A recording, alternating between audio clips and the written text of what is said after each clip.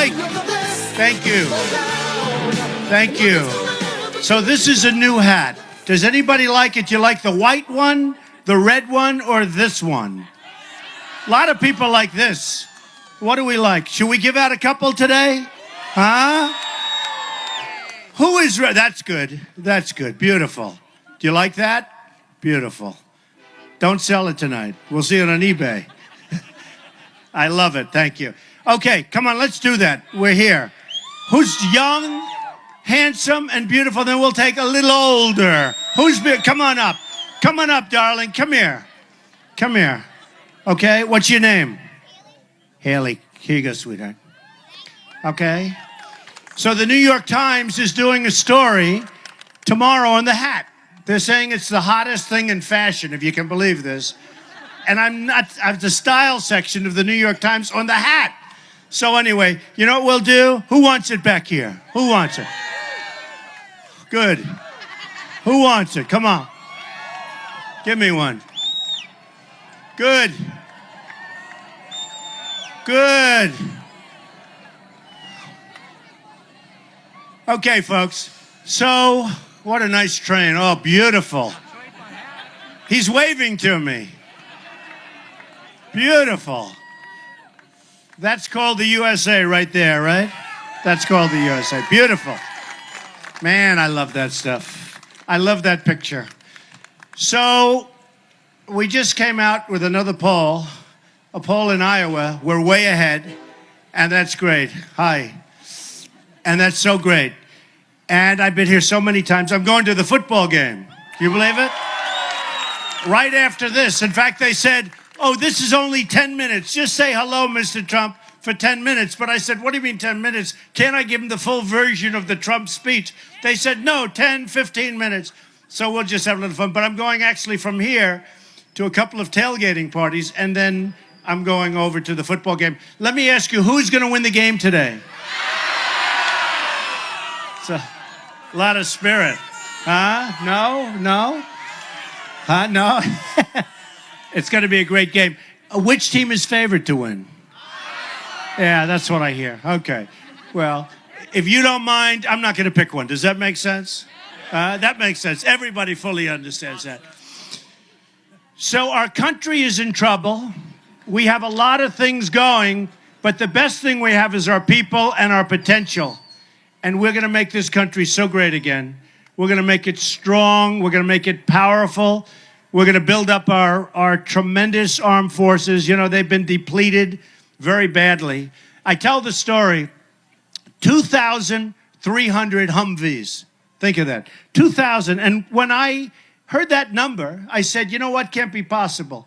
They mean 23, they mean 2, they mean 15, 2,300 armor-plated, the best in the world, the best they've ever made, which, frankly, if we had them for our young men and women, they wouldn't have been injured so badly, so horribly. And one bullet gets shot up in the air, and they're all gone. They go to the enemy. So the enemy has them right now because we have stupid, stupid leadership. We have people that don't know what they're doing. And we just can't go on like this. So for the last year, I've been talking about 18 trillion in debt. So now it's 19 trillion in debt. And now it's going to start going up fast. Obamacare starts kicking in 16 because Obama didn't want it to kick in while he's president. And it is going to be a catastrophe. We are going to repeal Obamacare and replace it with something great, with something really good. We will do that, too. And there's so many. Look at what's happening to your premiums. Look at what's happening. Look at what's happening to deductibles. They're going so high, unless you're dead, you're not going to be able to use them. No, I mean, it's ridiculous. The deductibles are so high, you're not going to be able to use it. And your premiums are through the roof. I mean, it's a total catastrophe. And you know what? We have so many other bad things happening that people aren't talking about Obamacare that much anymore. Do you notice it? And yet when you bring it up, remember the $5 billion website? Because I'm not going to forget it. The $5 billion website that doesn't work. And I think we all know. So we're going to take care of that. We're going to take care of our military. We're going to have a military. And by the way, we're going to take care of our vets. We've got a lot of vets. We are really going to take care of our vets. You know, they're our greatest people. We are going to take care of our vets like they should be. 2 weeks ago on Wednesday, it was reported the longest wait in the history of the Veterans Administration. People are waiting 3, 4, 5 days to see a doctor. And I tell the story, I read it in one of the papers, where a man, pretty badly injured, waited 5 days, and after the final wait, the doctor said, "I'm sorry, I can't see you now, I'm going on vacation." I mean, think of it. If I go to a doctor, if I have to wait more than like 12 minutes, I'm going crazy. So we're a little spoiled. But I will tell you this, we're going to take care of our vets. We're going to build up our military so big and so strong that we won't ever have to use it, perhaps. And that would be great. We are going to build the wall. We're going to stop illegal immigration. We're going to stop it. And, you know, that's something, I hear these politicians, I just can't stand them anymore. And somebody said, "You're a politician." I said, please. For 3 months, I've been a politician. Do you believe it? All my life, I've dealt with politicians. You know, if you can't make it with a politician, you might as well give up. I've spent my whole life. I help them. They'll do whatever. You know, the whole thing is, I hope we don't have too many politicians. We'll exclude the people that are in this audience. But I'm now a politician, which is crazy to me. It's crazy. I actually had something. I had jury duty. Do you believe it? All of a sudden, they give me for jury duty. And it said occupation. And I guess I'm supposed to say politician, but I put down real estate. I can't do the politician. But politicians are all talk. They're no action. They go to Washington. They tell you they're going to do all these things, and they never get done. And then you have some people, you think, oh, these are my people. These are great. This guy or this woman is going to be fantastic. They go to Washington, and they change. They see the beautiful ceilings, the vaulted ceilings. They see the beautiful marble columns, and something happens. I say they become impotent. Is that a correct word to use? They become impotent. Something happens to them. When they're back in Iowa and when they're back in New Hampshire and South Carolina, we're winning in all of these states. We're winning everywhere. We just got to poll Georgia, Florida. How about in Florida? You have a governor from Florida and you have a senator who's actually a sitting senator. And I'm leading in Florida by a lot. I mean, can you believe it? Because people, and I'm leading the pack, I will tell you, with the people are tired of incompetence. They're tired of people that don't get it done. And you look at our budget, it's massive. It's massive. Somebody like Jeb Bush is in favor of Common Core, meaning your children are educated from Washington, D.C. Who could want this? And you know, when you listen to these people, like the Common Core people, they can't explain it. There's no justification. If I'm in Iowa, and if I have my children in Iowa, I want local education. The local teachers and the local administrators will do a better job. Then you have people, so I came out, as you know, with my immigration plan, and I'll tell you what, it's been really well received, better than I thought. And I thought it was a little bit stringent, a little tough, and a lot of people think, oh, could you make it tougher? It's true, but it is a pretty firm plan. If you're illegal, you got to go back. You got to go back. Now, if somebody's great and they've been here for a long time, I don't think we can, and I can't live with doing anything. We can move it. We can move the process. You have people that have been here a long time, but they got to go back. They got to. We got to build a wall, and we got to get rid of the bad ones. We got some real bad ones. You know, a lot of the gangs that you've been reading about in these different places, including like Chicago and a lot of the places, not to mention names, but a lot of the places, they're illegals, and they're tough dudes. They're tough. They're out of here. I'll tell you what, before I even get the wall started, they're gone the first day. One of the first things, they're gone. They're gone. So we're going to take back our economy. Right now, if you look at what's going on, trains like this, they're going, and you know where the stuff is going? Goes to China. They don't pay us. We pay no tax. You know the whole thing with the tax. A friend of mine who's a great manufacturer, he sends stuff to China. He has to pay a fortune in tax. When they take his product, they don't even take his product. They don't want it. And yet they send, and we're stupid. We take everything. No tax, no this, no that. I like free trade. But when you have free trade, you have to have smart people, smart negotiators. We don't have those people. We don't have those people. And believe me, if I'm elected, I know the smartest. I know the toughest. I know the meanest. Some are just horrible human beings. They are. They're horrible. You would not have dinner with them, I'll tell you. This gentleman here, who's a great vet, you wouldn't want anything. But you know what? I want them represented.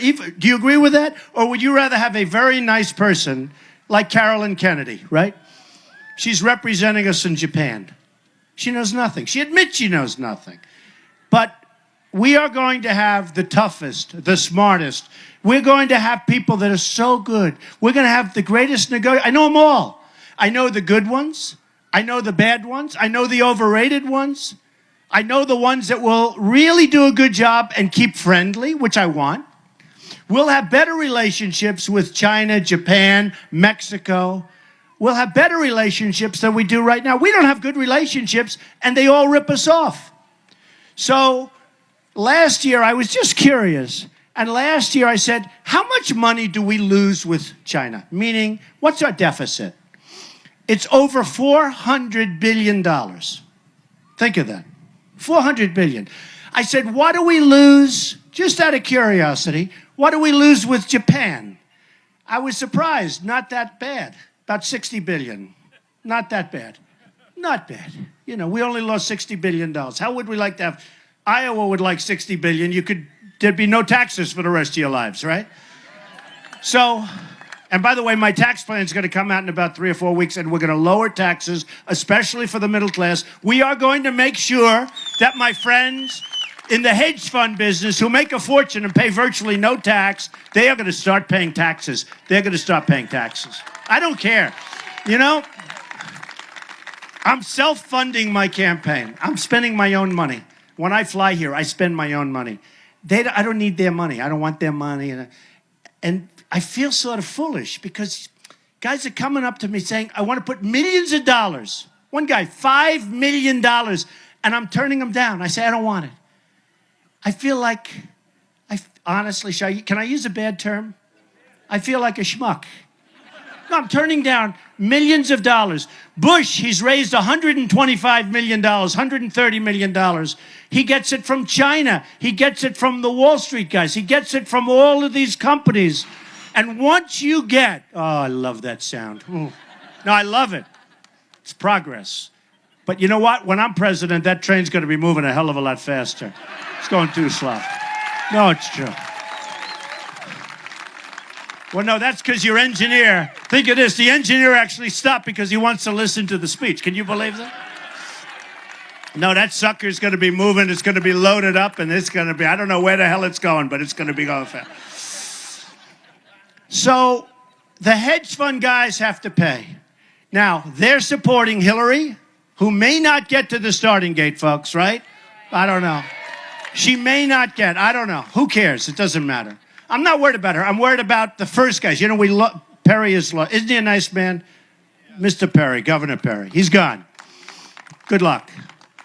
Oh, he was very nasty to me. But, you know, yesterday I put out a tweet. I said he's a wonderful man and I wish him well. People couldn't believe. But, you know, when you win, everybody's wonderful, right? And I think he's one. I think he's actually a nice guy. But he dropped out. So we have a total of 16 people. So when I'm getting nationwide 32, one poll came out 40. But when I'm getting 32, and it's sort of funny.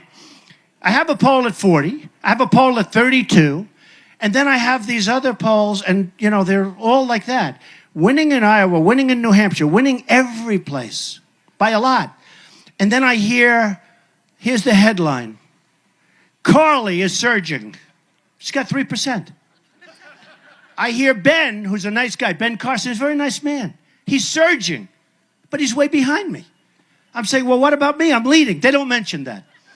The headline is Carson surging. I keep saying, what about Trump? I say, oh, well, you're leading, but, you know. And by the way, I'm surging much more than him. I'm surging more than anybody. Because, look, I mean, in all fairness to Ben hit me on my faith. You don't hit a person on faith. I don't know him. He knows nothing about me. I'm Protestant. I'm Presbyterian. I believe strongly, believe in the Bible strongly.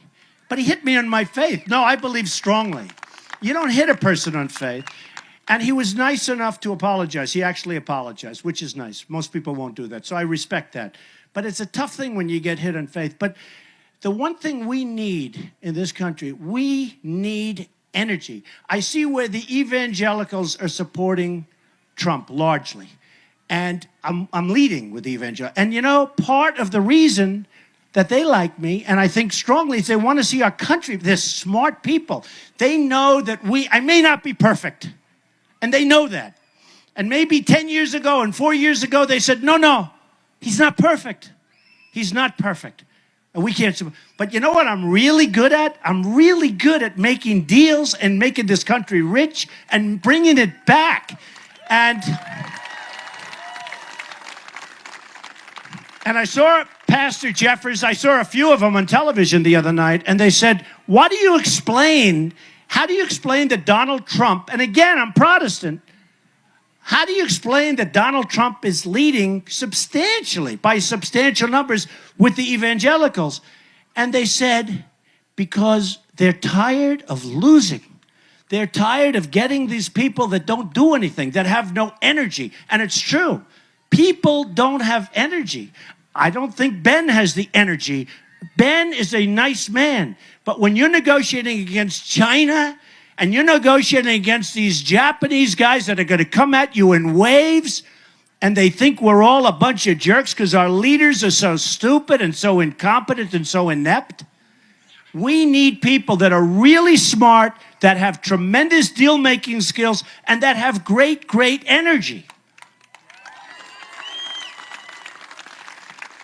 We had a case where Hillary said, and Jeb said, and they used the same word, and it was the same day a couple of weeks ago, I don't like Donald Trump's tone, his tone. My tone. We have people, Christians, in Syria and other places, ISIS is chopping off their head. They're chopping off their head. They're drowning them. They're killing them. If you're a Christian, you have no chance. Do you know that if you're a Christian from Syria, it's almost impossible to come into the United States? If you're a Muslim from Syria, it's the easiest thing to do is to come into the United States. It's one of the easiest places to get in. Can you believe this? But if you're a Christian and they're the ones that need the help, you can't get into the United States. Now, I don't know who's setting those regulations. I have a pretty good idea. But it's not going to happen anymore. But they were saying at the same time, they said his tone, T-O-N-E, tone. And I said, you know, we need that tone today. We need energy. We need strength. And we can't be low-key and nice and beautiful. And a woman came up to me and she said, Mr. Trump, I love you. I'm a big supporter and it doesn't matter. But I don't know if you're nice enough to be president. And I said, actually, you know what? I have so many friends. I have great relationships. But some people don't think I'm nice. In a CNN poll, I won on almost every topic. And they'll tell you back there. They're shooting here. They're all here live. They're all over the place. But you know what? They'll tell you. Otherwise, I couldn't say it. I won huge by 3-4 times. Leadership, the economy, almost all the important. The only thing I sort of was down the bottom in terms of, is he a nice person? Actually, I think someday I'm going to win on that because I am a nice person. But you know what I told the woman? I don't think it matters this time. I think today we're looking for real super competence. We're tired with this nice stuff. We need people that are really, really smart and competent and can get things done. We need people with an aggressive tone, and we need people with tremendous energy. And I'm your candidate, okay? So So just to finish off, this is a fantastic crowd, and I really appreciate it. And they said 10 minutes, and I wanted to go much longer because you had so many people standing out here, and it's hot and all of that. But I have to tell you, I love Iowa. I really appreciate that you understand what's going on. The people of Iowa really do get it. They really do get it. And, I mean, look, you know, you're hardworking people that really don't want anything. You just want to see this country be great again. And that's what I'm going to do. I'm going to make this country great again. I'm going to make this country greater than it has ever been before. Better. Enjoy. Thank you. Thank you very much. Thank you. Thank you, everybody. Enjoy the game today, okay? Enjoy the game. Thank you. Thank you. Thank you all. Thank you.